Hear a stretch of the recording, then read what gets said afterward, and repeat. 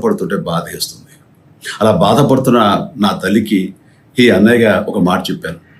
నీ కొడుకు ఎంతోమంది తల్లుల కోసం వాళ్ళ బిడ్డల భవిష్యత్తు కోసం చేసే యుద్ధం అమ్మా ఇది.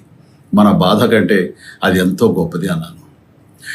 అన్యాయాన్ని ఎదిరించకుండా మౌనంగా ఉండే మంచివాళ్ల వల్లనే ప్రజాస్వామ్యం మరింత నష్టమని నమ్మి జనం కోసం జన సైనికుడయ్యాడు. తాను బలంగా నమ్మిన సిద్ధాంతం కోసం తన జీవితం రాజకీయాల్లోకి అంకితం చేసిన శక్తిశాలి పవన్ కళ్యాణ్. ప్రజల కోసం, రాష్ట్ర భవిష్యత్తు కోసం ఆ శక్తిని వినియోగించాలి అంటే చట్టసభలో అతని గొంతు మనం వినాలి. జనమే జయను నమ్మే జనసేనాని ఏమి చేయగలడో చూడాలంటే మీరు పిఠాపురం ప్రజలు కళ్యాణ్ని గెలిపించాలి. మీకు సేవకుడుగా, సైనికుడుగా అండగా నిలబడతాడు. మీకోసం ఏమైనా సరే కలబడతాడు. మీ కళ నిజం చేస్తాడు. పిఠాపురం వాస్తవ్యులకు మీ చిరంజీవి విన్నపం, గాజు గ్లాసు గుర్తుకి మీ ఓటు వేసి పవన్ కళ్యాణ్ని గెలిపించండి. జై హింద్.